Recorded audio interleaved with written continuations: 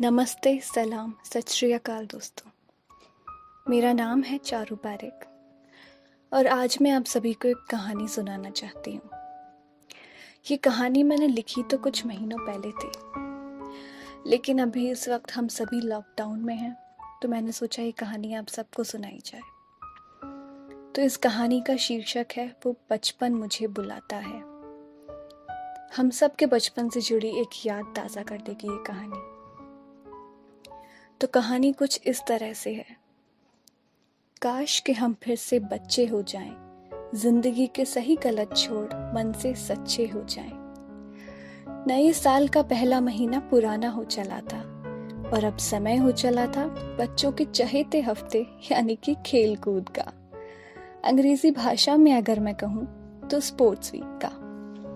बसंत के सुहाने मौसम की एक सुबह जब मैं जल्दी जल्दी अपने काम की ओर कदम बढ़ा रही थी, तभी एक स्कूल के बच्चों को अलग अलग तरह के खेलों का मजा लेते देखा तो मेरे कदम भी धीमे हो गए। स्कूल यूनिफॉर्म के नीले स्वेटर में छोटा सा बच्चा आधा बोरे में घुसा हुआ लगातार छलांग लगा रहा था। उसकी गोरे गोरे गाल धूप में टमाटर की तरह लाल हो गए थे। इतने में ही दूसरी तरफ से आवाज आई, गोल। शायद 11वीं या 12वीं क्लास के बच्चे होंगे। धूप तेज थी और वो खेल रहे थे।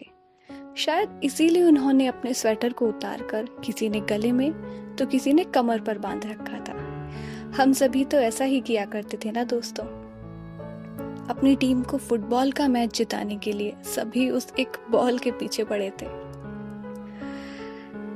एक कोने में खड़ी महज 5 साल की बच्ची, सिर पर 2 चोटी और आंखों में मासूमियत। कबड्डी कबड्डी कबड्डी। जिस तरफ से ये आवाज आ रही थी उस बच्ची की निगाहें भी वहीं टिकी थी। लग रहा था जैसे वो भी उस खेल का हिस्सा होना चाहती थी।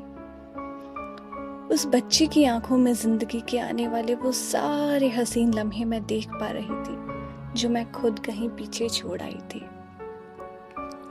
एक वक्त था जब मैं भी बेसब्री से इन्हीं दिनों का इंतजार किया करती थी। अपनी सफेद यूनिफॉर्म को धोकर प्रेस कर तैयार किया करती थी। आज इस दूसरे शहर में मेट्रो के एक पुल पर खड़ी वही बचपन देख रही हूँ। वही शरारत, वही बेफिक्री देख रही हूँ। यूं तो बहुत शोर है मेरे आसपास, मगर न जाने क्यों मैं सिर्फ उस बचपन का शोर सुन रही हूँ। अरे उठ जा, स्कूल को देर हो जाएगी, बस चली जाएगी और तू सोती रह जाएगी। मेरी माँ बड़ी कमाल की है। घड़ी के 6 बजे को 7 बताकर मुझे जल्दी उठाने की भरपूर कोशिश करती। खैर, माँ तो सबकी ऐसी ही होती है। सफेद यूनिफॉर्म और सफेद स्पोर्ट्स के जूतों में 2 चोटी बनाकर मैं घड़ी डिटर्जेंट के ऐड वाली डॉल से कम ना लगती। मेरा बस्ता अपने कंधे पर टांग पापा मेरे चिल्लाते, आजा बेटा, ये बस किसी का इंतजार नहीं करती। स्टैंडर्ड ईज अटेंशन पर सबके साथ कदम मिलाती तो कभी लेफ्ट राइट की परेड में पीछे रह जाती। मेरे बाजू में काले ट्रैक सूट नीली टोपी में खड़े पीटीआई जब गले में टंगी सीटी बजाते तो दौड़ कर सबसे आगे निकल जाती।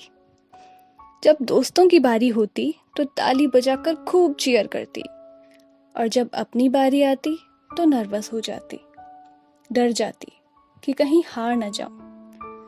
एक झुंड बनाए एक से कपड़ों में जोकर जैसे मेरे दोस्त जब मुझे देखकर हंस हंस कर ताली बजाते तो मैं फिर से कॉन्फिडेंट हो जाती।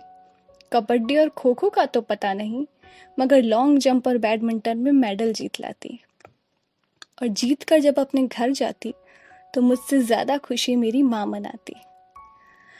अब ना स्कूल की बस छूट जाने की चिंता है, ना रेस में पीछे रह जाने की फिक्र, ना पीटीआई की सीटी का डर है और ना ही मेडल हार जाने का अफसोस। अब ना माँ घड़ी की हेर फेर कर जल्दी उठाती है, ना पापा मेरा बस्ता टांग कर बस के पीछे भगाते हैं, और ना ही अब वो बचपन के दोस्त नजर आते हैं। अब वो शहर भी छोड़ दिया, वो घर भी छोड़ दिया। जिंदगी की रेस में कहीं पीछे ना रह जाऊं, इसलिए वो बचपन भी छोड़ दिया। बचपन में जो जवानी हसीन लगती थी, आज उसी जवानी में गुजरा हुआ बचपन याद आता है। ना करियर की फिक्र, ना जॉब का टेंशन, मेरी माँ की आंखों में जो आज भी जिंदा है, वो बचपन याद आता है, वो बचपन याद आता है।